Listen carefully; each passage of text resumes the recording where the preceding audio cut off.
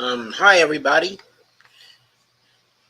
Uh, this is Joe Firestone for Empowering Democracy, and the topic of this stream is tests of democracy.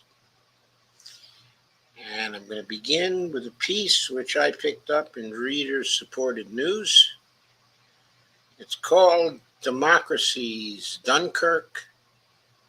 By the way, before I do that, let me say hello to.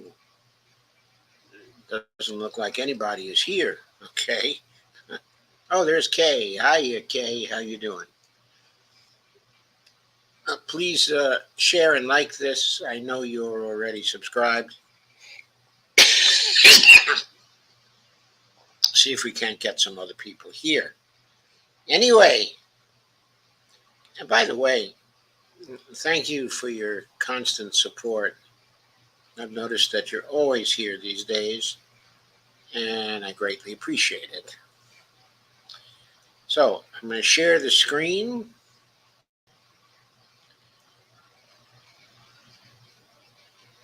For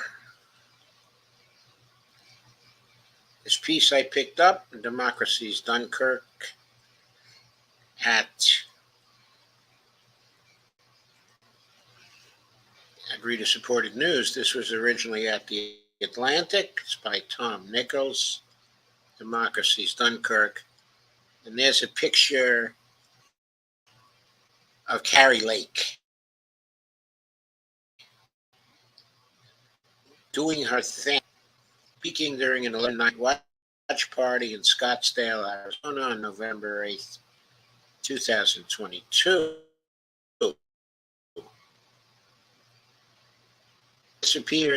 This piece appeared at Reader Supported News on the 21st of November 2022.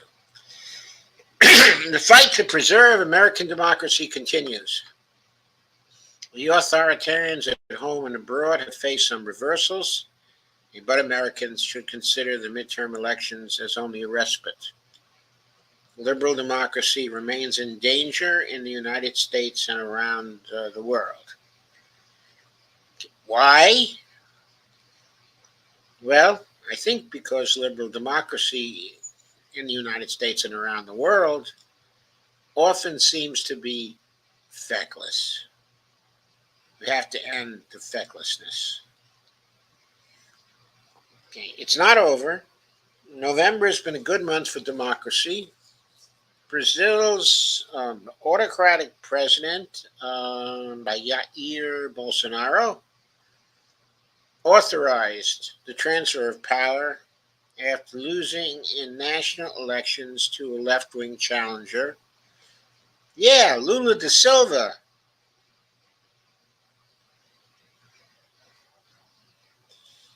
To a left-wing challenger. Russia's murderous army is literally on the run in Ukraine.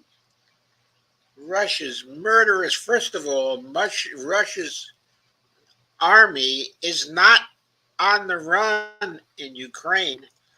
It's preparing what promises to be a devastating offensive, having increased its troop strength to 700,000. It ain't on the run. It's preparing for a campaign that is likely to end the Ukrainian state with going on. And American voters went to the polls and defied both history and expectation. They left the Senate in the hands of Democrats, gave the House to the Republicans by only a tiny majority, which the Republicans would never have had if Sean Patrick Maloney wasn't such a, well, I'm not going to call him any names, okay, at this point. Suffice it to say that he lost 3 to 5 seats in the state of New York for the Democrats, including his own seat. With those 3 to 5 seats, the Democrats would probably have ended with a small majority themselves. Going on with the article, though, and crushed the electoral aspirations of a ragtag coalition of election design deniers, Christian nationalists, and general weirdos. That's the good news. But as relieved as I am that some of my darkest worries did not come to pass last week, democracy is still in danger. What happened last week?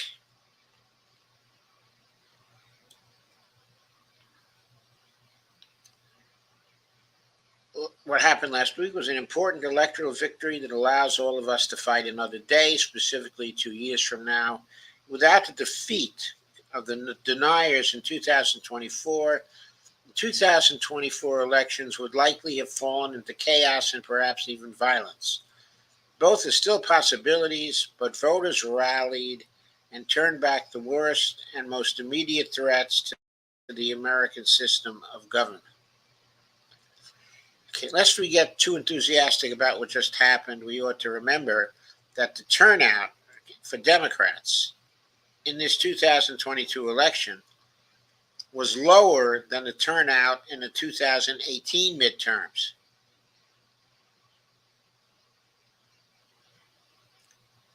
Think of last week as American democracy's Dunkirk, an improvised but crucial escape from disaster. I generally dislike World War II metaphors. Most things we do are nowhere near the scale of the fight to defeat the Axis. But I'm going to break my own rule here because I worry about too much complacency among the pro-democracy coalition. If you're fuzzy on your 20th century history, Dunkirk was the beach in France where the Nazis trapped retreating Allied forces, mostly hundreds of thousands of British troops, after the fall of France in 1940. Had these units been destroyed, the United Kingdom might well have faced the prospect of surrender to Nazi Germany. Instead, the Germans hesitated to close the noose, and nearly 350,000 men were evacuated to Britain by a flotilla composed mostly of civilian volunteers, a miraculous feat that protected Britain from invasion and bought time until the American entry into the war. Like Dunkirk, the midterms were a necessary but not final victory. The old saw about, quote, the most important election in our lifetime, unquote, turned out to be true this time. Without multiple defeats of the worst state and federal candidates in recent history, the unraveling of American democracy would have accelerated, and the security of future elections would be in doubt, at least in the states captured by the election deniers and their associated charlatans. Excuse me. If you want a vision of what such a nightmare might look like, then imagine a close election in 2024. Battleground states are counting ballots with armed people swarming around election sites and state offices. Arizona Governor Kari Lake, Pennsylvania Governor Doug Mastriano, and Wisconsin Governor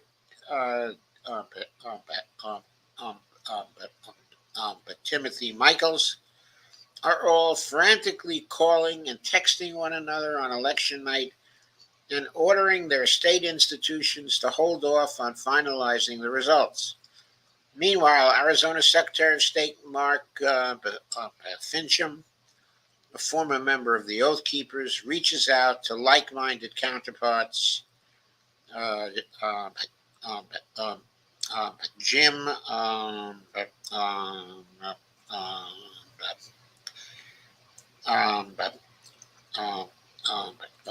Jim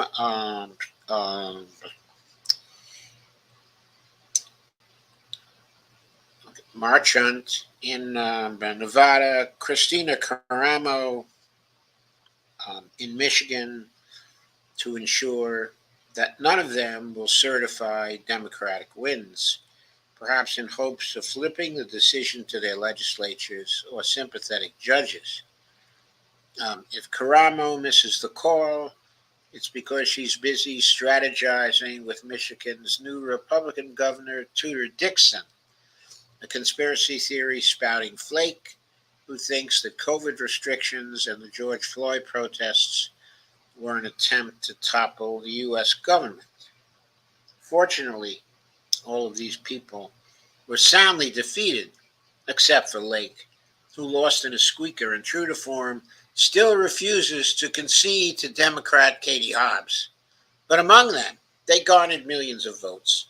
These 2022 losers and other similar candidates are still out there. And they will all continue their best efforts as Lake is demonstrating to corrode the foundations of our constitutional order. Which brings us to Donald Trump. As I wrote a few days ago, Trump's 2024 candidacy confronts us once and for all with the decision about what kind of country we are. I hope that the Republicans deny him their nomination. A spirited fight within the GOP that ends by flushing Trump out of the American political system would be good for Republicans and for America, but I have no faith in the regenerative power of a party that has devolved into an anti-constitutional violent movement led by cowards and opportunists. Especially because the current crop of possible GOP contenders is just another collection of poltroons and Trump imitators. The Republican primaries are likely only to replace one authoritarian cult leader with another. American democracy's Dunkirk means that the danger to the 2024 election from chicanery and outright attack, both political and physical, is much lower now than even a month ago. Turnover in 2022 was high as midterms go, but not high enough, particularly and as usual among young voters, whose turnout at just over 27% was actually lower than in 2018 when it hit its highest level ever. And we're stuck for years to come with some truly odious candidates who managed to get past the voters. I am, of course, speaking of J.D. Vance here, among others. The Kari Lakes and the Tudor Dixons will resurface in 2 years if we are going to turn them back once and for all. We must not underestimate their resentment and will to power. We know who they are. We must decide who we are. So, I included this because this Dunkirkian victory that our friend Tom Nichols talks about, this Dunkirkian victory was not necessarily the start, of an uninterrupted offensive for the forces, of liberal democracy. What we are now faced with, is more like just an episode of fairly good resistance, which would have been better if the DCCC chair was someone other than Sean Patrick Maloney. Why was he there? Because he was appointed there by Nancy Pelosi.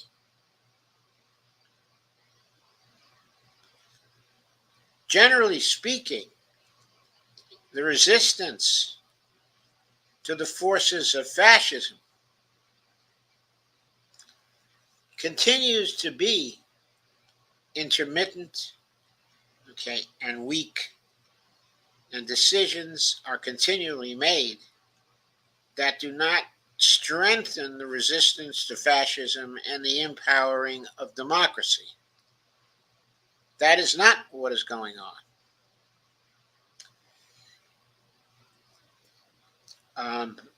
Earlier this morning, I talked about the Democratic Party transition process in the House. I pointed out that we do not need a peaceful transition to Hakeem Jeffries. We don't need to have a new generation of leaders that's just like the old generation of leaders, only younger. We don't need a new boss that's same as the old boss.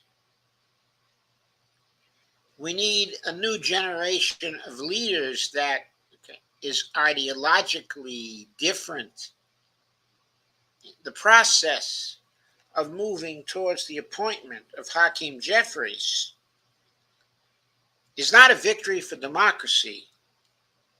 It is a victory for the fascists, because the system that he will defend, the system that he will try to strengthen, is not the system of democracy, but the system of oligarchy, where the rich, the corporations, and the oligarchy in the Democratic Party continue to undermine democracy rather than empower it. Let us make no mistake,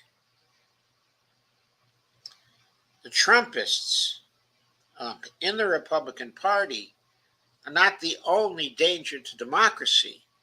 They have gotten so powerful. And the very election of Trump was caused because the oligarchy in the economic sector and the oligarchy in the political sector, specifically the Democratic Party oligarchy, created the conditions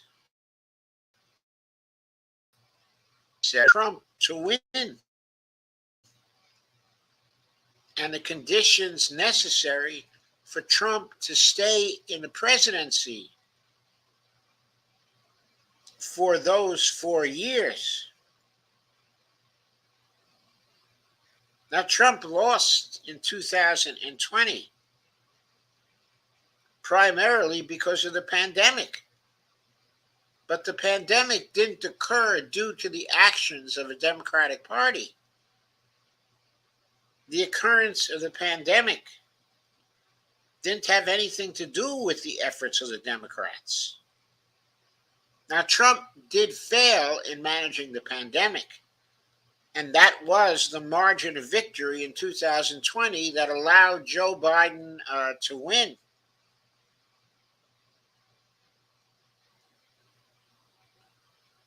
However, the continuation of behavior that led to Trump's victory in the first place, and that led to his gaining so much support among the American political system, and from the grassroots of the American political system, specifically the process of strengthening the oligarchy, was just resumed under Biden. We have seen it operating for the last 2 years, and we see it operating again in the transition to new leadership inside of the Democratic Party. Hakeem Jeffries, the prime corporate Democrat, the epitome of the oligarchy, of the corporate oligarchy, being put forward as a serious candidate for minority leader of the Democratic Party. That is ridiculous. It is intolerable. It is unacceptable. It detracts from the Dunkirkian victory. It makes the Dunkirkian victory seem like it's futile resistance to the rise of fascism here in the United States. So,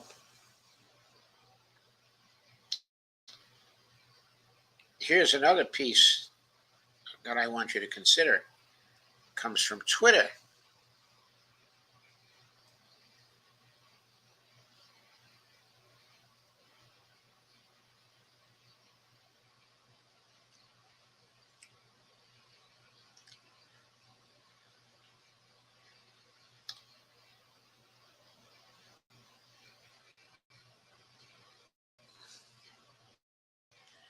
This is a thread. It's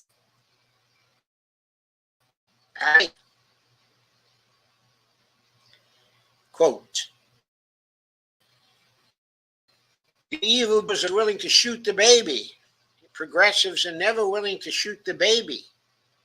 So there's no such thing as a credible threat. And Ryan Grim replied to her by saying, what Schumer needed to do was fire the parliamentarian. There was a quirk of history that basically prevented it. Let's talk about that instance of resistance in the early days of the Biden administration.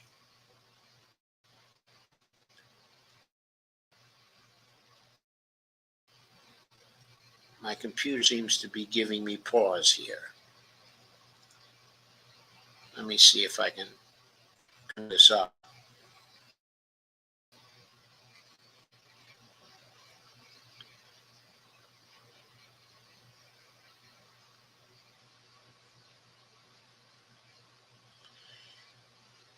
Okay, let me play this.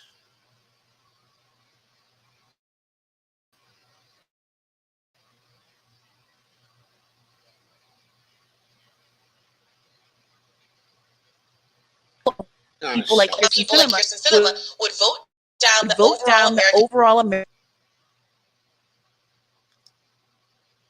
I'm having a little trouble with this technically. Hang on a second. Rescue plan in order to kill a $15 minimum wage. That was the moment all wanted.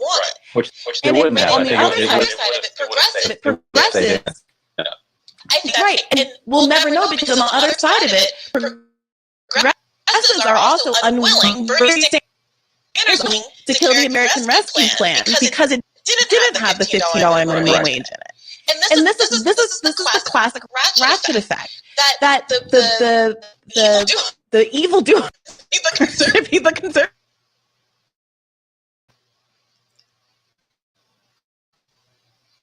Within the Democratic Party, are always willing to shoot the baby.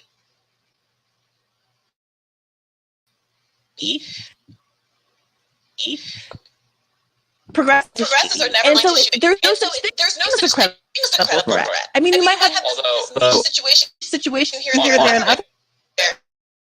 You have to create the case going to the people, getting them mad, standing with the people, like you want an objective outcome, and the concern from the left is that the members actually do that. Yeah. Well, the irony is that I don't think either of them would have shot the baby, including Manchin. Like if you put it up there and it's in there, they would vote for it. You put it up there and it's not in there, Bernie votes for it. Like neither of them were willing to kill a hostage on this one. What Schumer needed to do was fire Parliament. There was a court history that basically prevented it, which was January 6th. Like right after January 6th, impeachment starts up. And the parliamentarian oversaw impeachment. And all of, like, for whatever reason,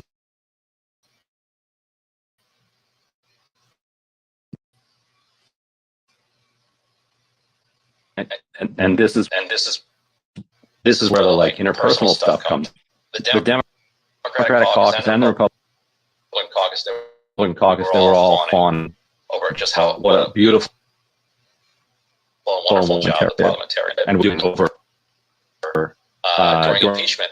And so the idea that like mid-January, when did he take power?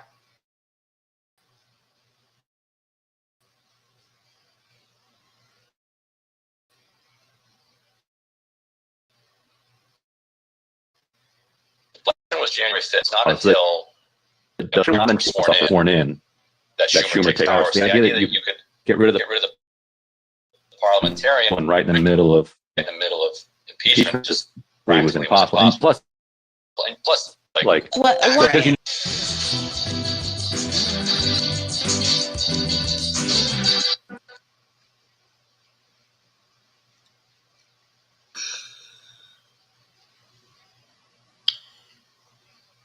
Okay, sorry that one was so spotty. I'm not certain why it was.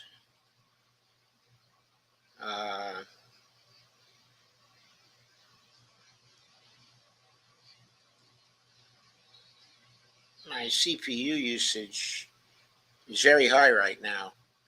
When I was playing that piece, it was nearly at 100%. I don't know why that was the case. I probably needed to clean things out, but I'm not going to pay anything more, so I think that will probably be okay for the rest of this stream. Okay, there are a number of problems with that, but it represented the problem of the spirit of resistance and the spirit of supporting democracy and empowering democracy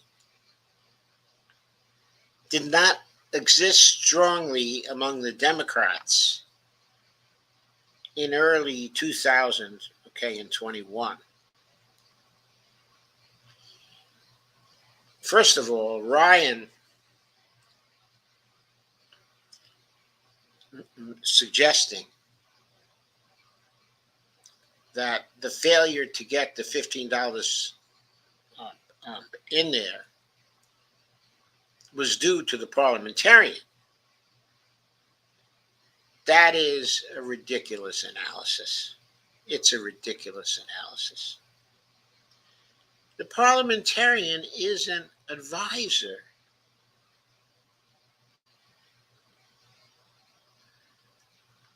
It would have been perfectly okay to accept the parliamentarian's advice on impeachment and to let her be instrumental in the impeachment process, and to have rejected her advice when it came to including $15 an hour in the American Rescue Plan. First of all, the impeachment efforts started in January and they continued. Okay. But in March of 2021, the American Rescue Plan was put forward, and it was then that Elizabeth McDonough, the parliamentarian, had a chance to evaluate that bill and to make a decision on whether the minimum wage was properly included in that particular bill.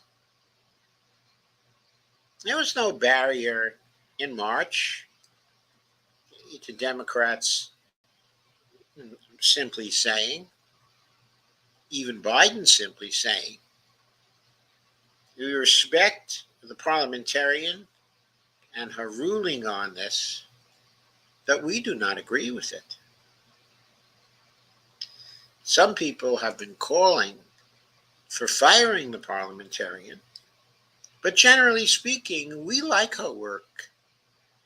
We have no intention, of firing her. But the decision about whether $15 an hour does belong in this American Rescue Plan reconciliation bill is in the end up to us and not to her. We believe that it belongs in this reconciliation bill, and we are keeping it here. Then the Republicans would have made a point of order, and they would have said, according to the decision of the parliamentarian, this does not belong in the bill.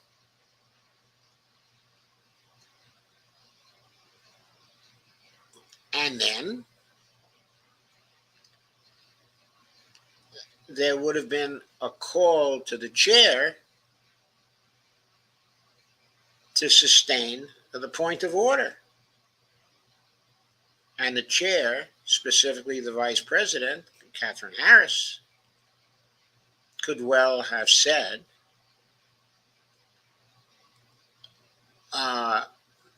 we will put this to a vote because we don't agree with the parliamentarian. Actually, the procedure probably would have been, okay, we'll hold a vote on the point of order. Could have been done that way, or it could have been done, okay, I rule against the objection.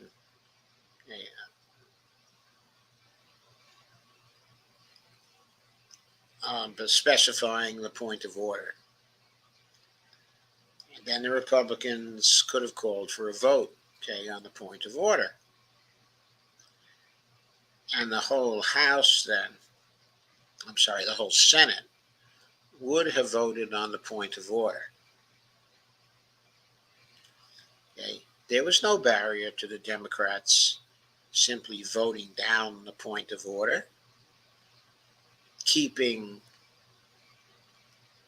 the $15 an hour in that bill. That was important. Why was that important? Because $15 an hour minimum wage was a way of showing that the Democratic Party, supposedly representing the forces of democracy, wasn't feckless,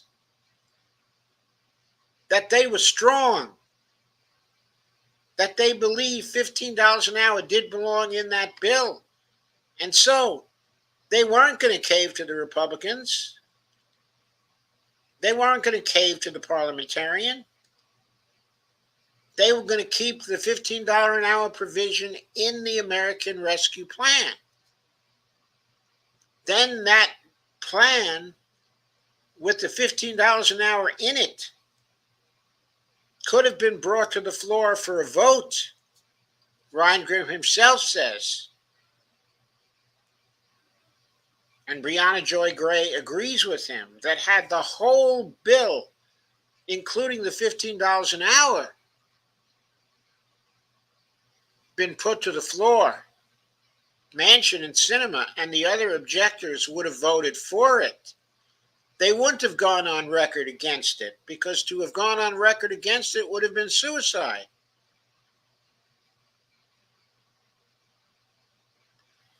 Furthermore, Biden's decision not to oppose the parliamentarian on this was feckless. You all know it was.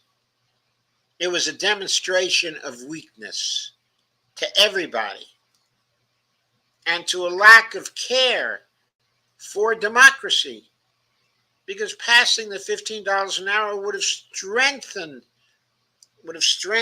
our democracy. So that was a failure. Okay. But it was not only Biden's failure. It was Chuck Schumer's failure. Chuck Schumer should have put that bill on the floor with the $15 an hour provision in it. By the way, before he put that bill on the floor, he should have amended it by making the child tax credit permanent, so it couldn't be taken away from people without an explicit vote. What was the sense of making it temporary? It was political maneuvering. Okay, the Democrats wanted to make it temporary because they could get some political advantage about that, getting continuing support from masses of people, because their control of the House and the Senate would be needed to make it permanent. Making it temporary was politically motivated. It straight up was politics. That was fecklessness. was lack of resistance to the forces, okay, of fascism. Then how about, Nancy Pelosi? The bill never got to the floor with the $15 an hour in it. But the bill was passed without that. And with the child tax credit being only temporary. Why didn't Nancy Pelosi at that time resubmit a version of the American Rescue Plan with a permanent child tax credit and with the $15 an hour in it? And why didn't she say to Chuck Schumer, we in the House will not pass a version of the American Rescue Plan that does not contain the keeping of the promise of lifting the minimum wage to $15 an hour. We will not vote for that. Our caucus is against that. If you want to pass the American Rescue Plan, you have to take the House bill and vote it up or down. Otherwise, we'll just send it back to you again, and it will go nowhere. Now make your decision and quit the fancy politics. So this was a failure of Nancy Pelosi right then. It was a cave by Nancy Pelosi. And what about Bernie Sanders? What about Bernie Sanders? Why didn't Bernie say to Chuck Schumer, when Schumer was thinking he was going to put the bill on the floor without the $15 an hour in it, why didn't Bernie just say, look, you take the $15 an hour out, I'm not going to vote for this bill. We all made a promise that workers were going to get the minimum wage lifted to $15 an hour. I am not breaking that promise. And I'm going to stop you from breaking that promise. I've got 5 senators with me on this. You will never pass that bill if you don't leave the $15 an hour in it.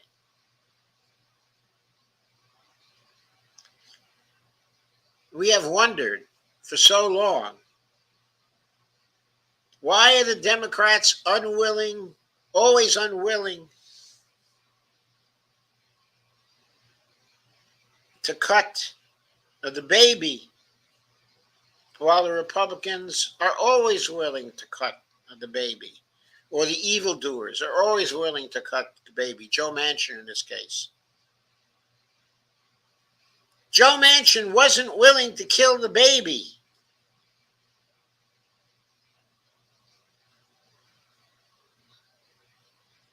The baby in this case being the American Rescue Plan. He wouldn't have been willing to do that. Ryan Grim and Brianna Joy Gray both agree on that.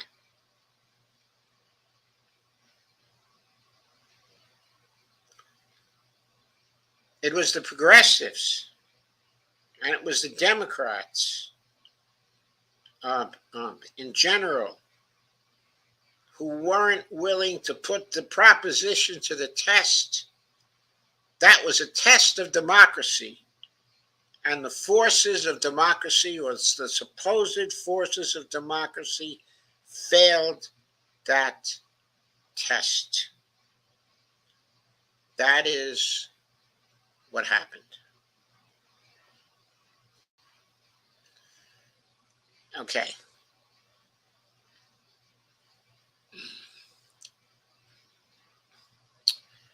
One more thing to share with you.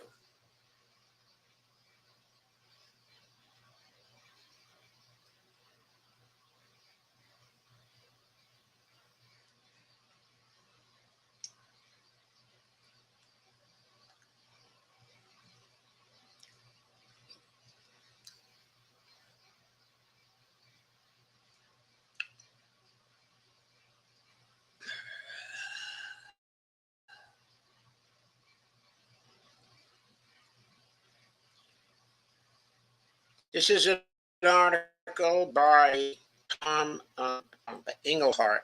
Originally appeared at TomDispatch.com, which is his website. It was published in Common Dreams.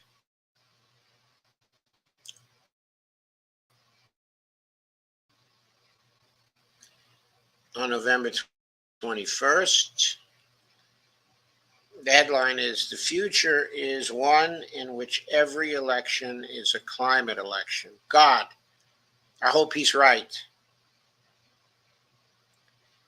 He talks about, it's strange to be an old man and feel like you're living on a new planet. And he talks about how everything is different. The weather, okay, in November, 76 degrees in New York City. Distinctly unseasonal heat wave, a mega drought in 1200 years, the worst in 1200 years, has held the West and Southwest in its grip for what seems like, okay, it's aeons now. He says, the real story was the changing political weather in this country, the angry Donald, Ron D., sanctimonious, the red wave that proved barely a trickle, the surprising importance of abortion, the losses of so many Trumpian election deniers, those endless vote counts that left the Senate miraculously still in the hands of the Democrats and the House barely in those of, well, God knows who the Republicans really are anymore. All of it grabbed our attention big time. And given what's at stake, why shouldn't it have? But something was missing. Something was missing. What was missing was concern for the climate. Concern for the climate. That's what was missing in action in election 2022. Tom points out, talking about the very planet on which the heat is increasing in an ever more striking way. Ice is melting from alpine heights to polar glaciers. Rising sea levels are imperiling ever more coastal areas. Previously unimaginable kinds of flooding are occurring from Pakistan to Nigeria, and record droughts have settled in across much of the northern hemisphere, while famine, actually starvation, is becoming a part of life in an increasingly parched Horn of Africa. Meanwhile, more people are probably being driven from their homes and lives, not just by us humans, but by nature itself, and are on the move than at any recent moment in our history. Worse yet, we know enough, or perhaps I mean should know enough, to realize that life as we once experienced it is heading for the history books in the worst sense imaginable. Whether we care to notice or not, we all now find ourselves on a new planet. The scientists who follow this closely have been informing us of just that for years now, as has Antonio Guterres, the head of the United Nations. Here's the news in a nutshell. It's only going to get precipitously worse, especially if humanity doesn't take collective action in the coming years to bring the burning of fossil fuels under far greater control while increasing the use of renewable energy sources significantly. That explains why, when it comes to those midterm elections, are left with a giant question mark that has nothing to do with Donald Trump. Why was the possibility of our planet becoming ever less livable not at the top of the list of issues in the 2022 midterms? Why weren't politicians spending their time discussing the subject? Why wasn't it part of every stump speech, at least for the candidates who weren't Trump-publicans? It should be the issue of the moment, the week, the month, the year, the decade, the century, shouldn't it? Admittedly, post-election, Nancy Pelosi did take out after Trump and crew on the issue of climate change denial. as well she should have. But that was a rare moment indeed, and to give him credit, Joe Biden has worked hard to pass significant climate legislation. Even if, thanks in part to the war in Ukraine, his administration has also allowed fossil fuel extraction to ramp up. You want an election issue? Honestly, when you think about how an ever more overheated planet is going to affect our children and grandchildren, should global warming have been right at the top of any list? And why wasn't its absence considered the mystery of our times, perhaps of all times?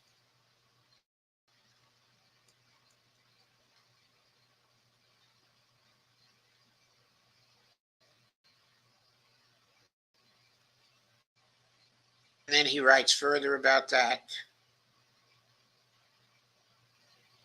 But then says, I mean, you get the idea, right? And count on one thing. Someday, perhaps even in 2024, America's elections are finally going to heat up too.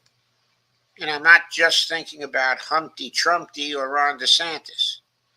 Count on this too. Climate change on its present course, ever upwards, is going to become the true inflation of the future, as well as an issue, possibly the issue in any election season. Republican weaponizing of it will end, and how politicians respond to it will matter in their vote count, assuming, of course, that some version of American democracy is still in place in that perilous future of ours. If you once rejected the idea of climate change, you'll be an object of bitter mockery and ridicule. If you supported billionaires who, flying on their own private jets, put striking amounts of greenhouse gases into the atmosphere, you'll pay for it politically. If you urge that more coal, oil, or natural gas be produced, you won't have a chance in any election season. After all, we're now on a tipping point planet, or rather, let me put it this way, either attention to climate change will leave all else in the dust, or climate change itself will leave us all in the dust. And how truly sad that would be.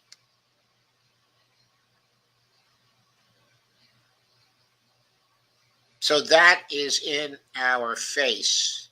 It is in our face. And a test of democracy, the gravest test of democracy, is going to be how we respond to that in such a way as to keep democracy alive, but also to keep ourselves alive. And in the light of that particular need, what kind of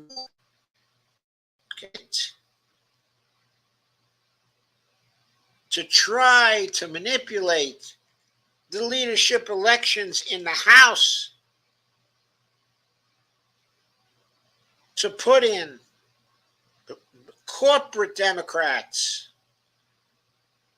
who serve only their donors, but will not serve the people and the planet, who will not serve the climate, who will do all they can to maximize profits over people. That's what the retiring leaders are doing. They are ensuring that the test of democracy, the primary test of democracy, to save us from climate change, will be failed. Put in a corporate Democrat, get a failure on that test. That is what we're facing. That is what we have to stop. That is why we need a resistance movement in the House right now to beat Hakeem Jeffries in the coming election.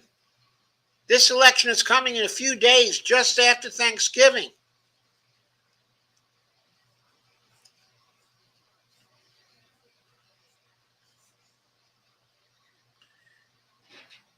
We need to have other people stepping forward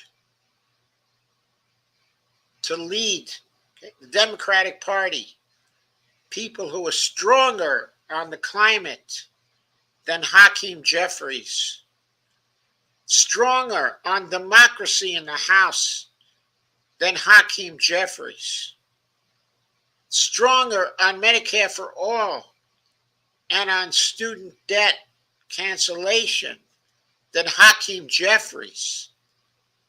The tests of democracy are whether democracy can deliver for the people in these areas.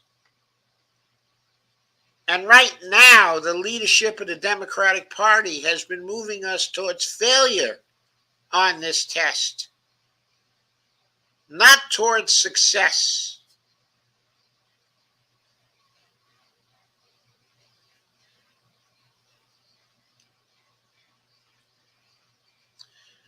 That's what I want you to ponder over the coming days.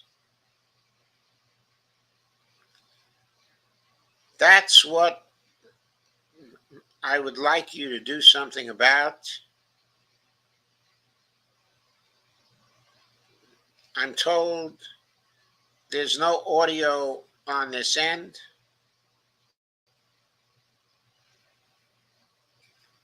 I don't know how to account for that. I did not see that.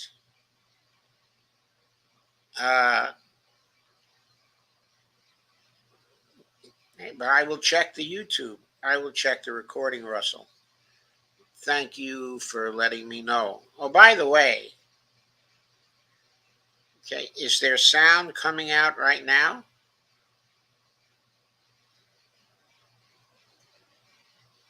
There are still 3 of you here. Are you getting audio right now?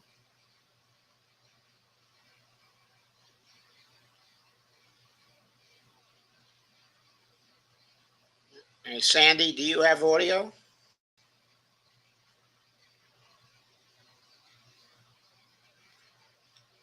My computer says I've got audio.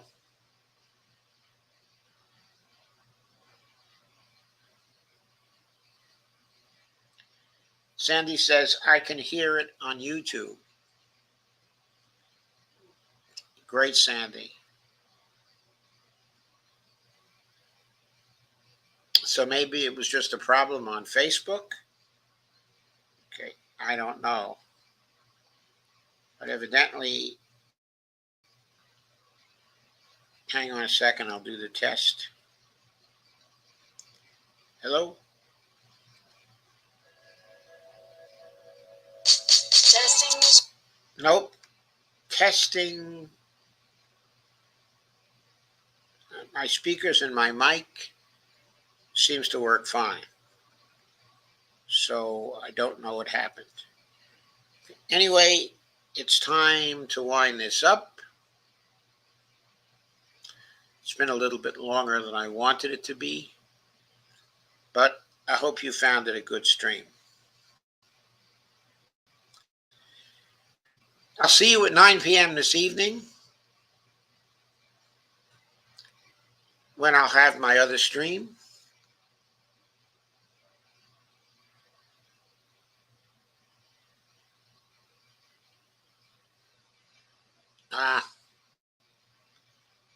Something happened on Facebook. I do not know what. Sandy says it's probably a Facebook issue. Sandy says very good.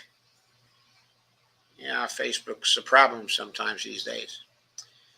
Anyway, thank you all for coming.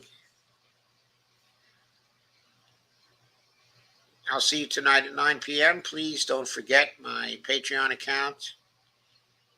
And please don't forget my Buy Me a Coffee account. And Sandy, thank you very much for your previous generosity. Okay, it is very much appreciated and very important. And Dolores, hi to you. Kay, of course. Hi to you. Thanks for sharing in Facebook. I'm sorry for the technical difficulties in Facebook. So thanks a lot. As I say, that's it for me, and I'll see you at 9 p.m. this evening.